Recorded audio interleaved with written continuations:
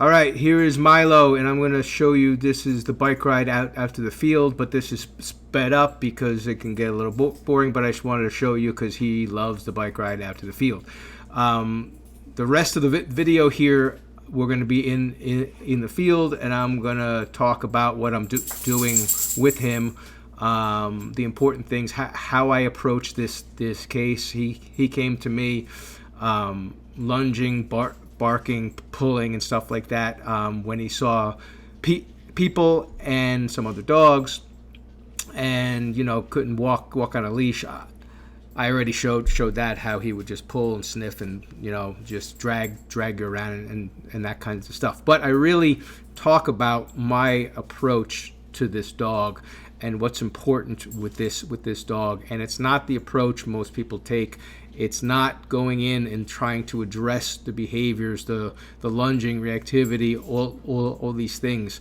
How I approach the dog and why that's so much more important, and that's how we really get the results training without conflict.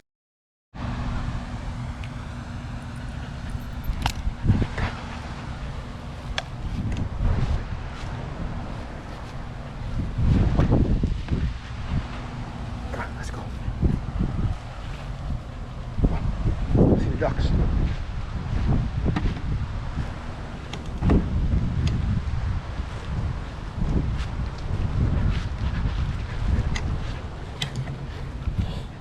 What are you doing, buddy? I love you too, buddy. Come on. Come on, let's go see the ducks. Let's go see your friends.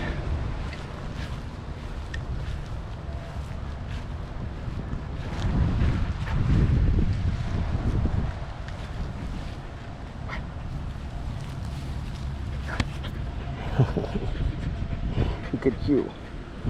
Come on. Come on. There's all the iguanas running around the grass. Hey, look at this guy. Come on. Come on. Come on. Come on. Come on. Come on. Come on. Come on. Come on. Come on. Yeah.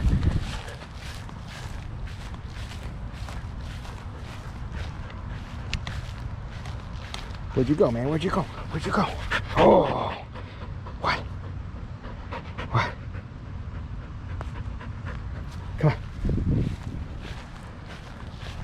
Bunch of ducks over there. We're gonna walk over there. Come on, you.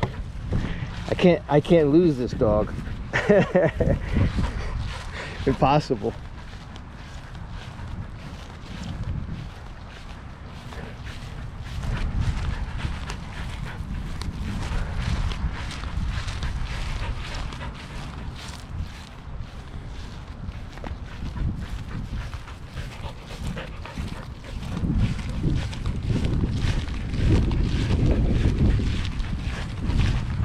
There's all the birds over there.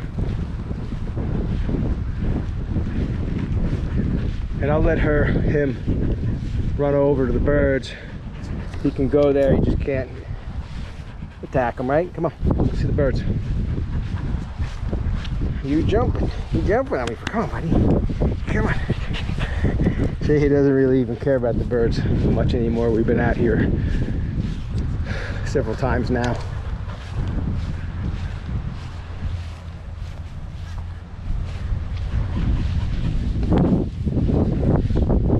I think they're flying.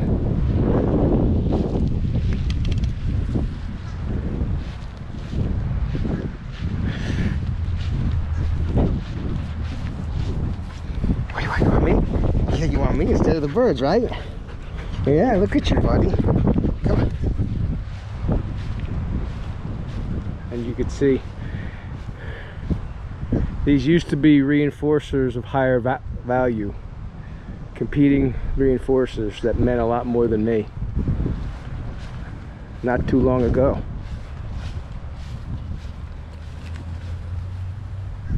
Like several days ago. There they go, right, buddy? It's just me and you. So I want to talk a little bit about what I'm doing with this dog. This is a little over 3 years old Australian Shepherd. Came to me lunging at people, pulling on the leash like, oh, there's iguana right there. Let's see. This guy, he's gonna take off. Let's see, watch. She used to just go crazy for these guys. There he goes. And nothing. Right? Good boy. I keep calling her a girl because I don't know, she looks like a girl to me. Right? So she came to me pulling on a leash, lunging, barking, that kind of stuff, people and dogs and stuff. Just, you know, not out of control, not trained kind of stuff. Couldn't be off leash like this, didn't have recall and that kind of stuff. So Australian Shepherd, if it's a purebred, I don't know, but you can see it's got a lot in it, and you could see it had those drives, and those drives had built up and they had never been expressed. And what people don't understand is that they think suppression is just when you beat up a dog, just when you know, the dog wants to do something, you correct it. It's, you know, suppression. Okay, one of the worst forms of suppression I see every day is when dogs are not simply allowed to do the things they were genetically programmed to do. Okay, so you can take a dog like this, the German short hair pointer I have right now, my Malinois, Zico, my pit bulls, all of this stuff. You take them and you just keep them in the house, and they go into the backyard, and maybe you want to walk them or whatever. And let's say you just have them in your backyard. They go from your couch, your backyard. That is tremendous suppression. Even if you've never punished the dog, you've never, quote unquote, corrected the dog, that is tremendous suppression. You could be all positive. You could be training that dog in your kitchen, you know, to sit for treats and do all of this kinds of stuff. And you never punish the dog. You never use an aversive, negative reinforcement, any of this stuff that supposedly causes suppression. And you're all positive, and you've destroyed those dogs, because you are not allowing them to go do what they were bred to do, and they have tremendous drives to do. That is suppression. People just think because it's not that big event, you know, that big, you know, the dog tries to go do something and, oh, we stopped the dog. Well, you know, years of not allowing a dog to do what it's genetically bred to do is brutal. It's really bad. And you get neurotic dog, and the neuroses that come out can be any number of things, like this dog lunging, barking and stuff like that, people and that kinds of stuff. But what people don't see a lot of times is that the dog is just living a life of quiet desperation. They don't actually go and lunge at people and show these huge outward bursts, but they're just super screwed up inside, and they live this horrible life. And people have neurotic dogs and they don't even know it, because they're like, my dog is good, he doesn't do anything. Yeah, but he was bred to do things. Very bad situation. I see this a lot, both all positive and trainers who use tools, the balance crowd, right? They're all fighting with each other, and they're all suppressing dogs. Yeah, I mean, it's crazy, you know. So anyway, this dog never learned to play. It never learned to play tug of war, and I don't like to say tug of war. I like to say possession games, because Ivan Balabanov's possession games is way different than the tug of war that people know. Anyway, the dog, it never learned possession games, it never learned chase and catch, and it gets to over 3 years old, and it starts to get difficult for you to incorporate that kind of stuff. Now, not saying I can't do it. I've done it with dogs older and worse than this, but it's going to take time and it's not. So the first thing I do is the dogs need a purpose, an objective, and that's what those games do if you do them right. So without those games, what I start to do is one of the reasons why the dog doesn't want to play is it doesn't know. The dog loves me now, so we had to really get past that point. So the dog loves me, and the dog will play with me once it knows now. But we came outside, and everything outside was a big freaking deal. It just wanted to sniff, it wanted to mark, it wanted to chase stuff. So I had to deal with that, right? I had to get the dog to love me to play. And then we came out here, and I brought the dog out here, and you see now the dog is with me. The dog is not just, if you ask the owner about this dog, they used to bring him to the dog park, and they said that they would let the dog go, and it would just run around and sniff, and sniff and mark and this and that, but that's all it did. Didn't engage with people, didn't engage with dogs too, until it attacked another dog, and then they couldn't go back, which happens a lot. They get to a certain age and this comes out. Anyway, but the dog outside was just on its own tour, sniffing, marking, all of these things. And you saw when I started this video, the dog was just following me. The dog was jumping on me to play with me, right?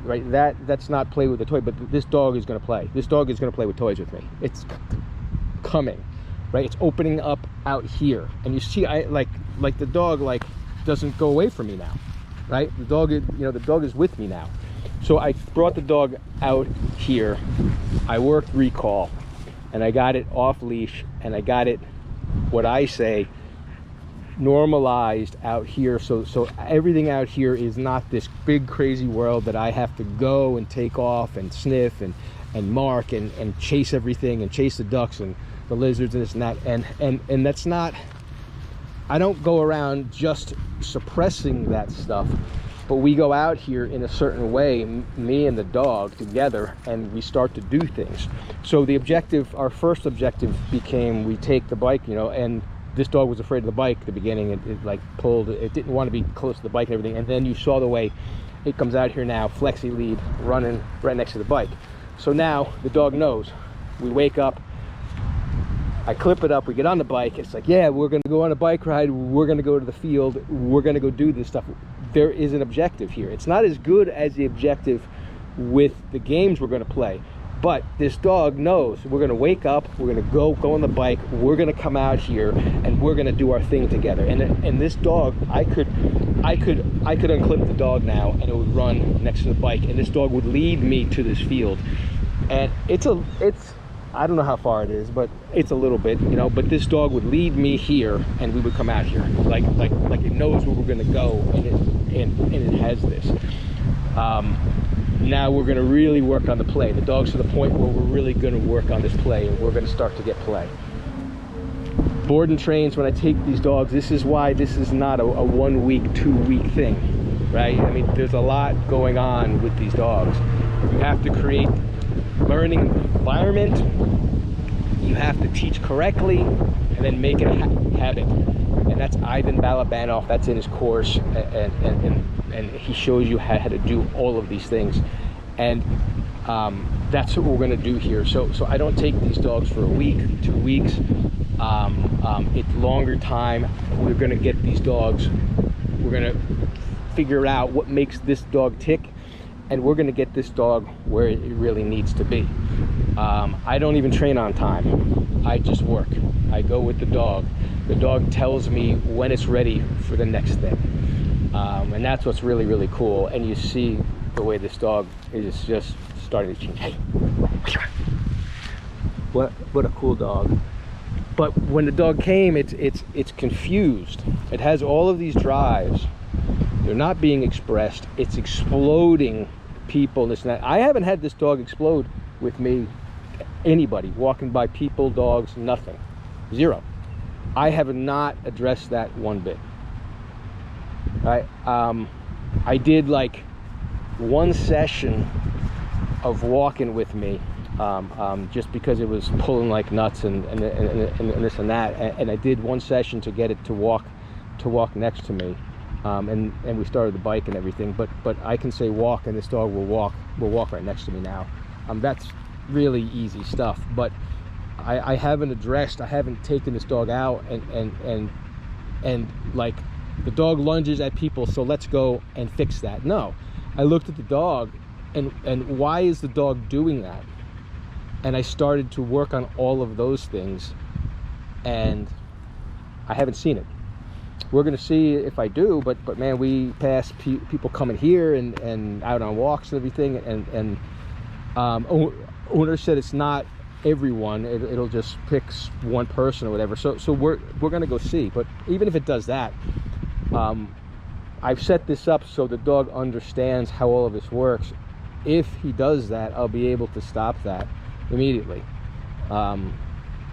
If you do this right and you do the foundation stuff right, that's easy fix. So, but I bet I never even have to address that. I bet I don't.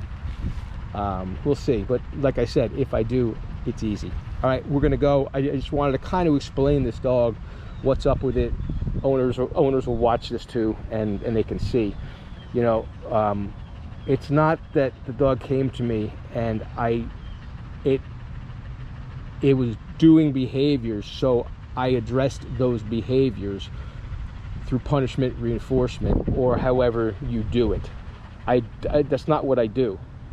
I work on the dog, and then if those behaviors are still there, then we can address them appropriately, because you have the relationship, you have foundation, the dog understands communication, the dog, it just knows all of this stuff, and it knows, especially through games, when you're playing games, you know, the games get you the agreement, cooperation, understanding,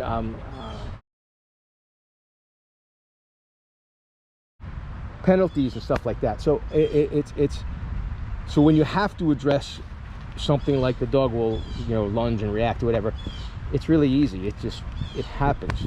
It's just such a different way to do this. Ivan's stuff is really unique, and really there's nothing out there that's like it. When you can grasp it, understand it, and really start and apply it, unbelievable stuff.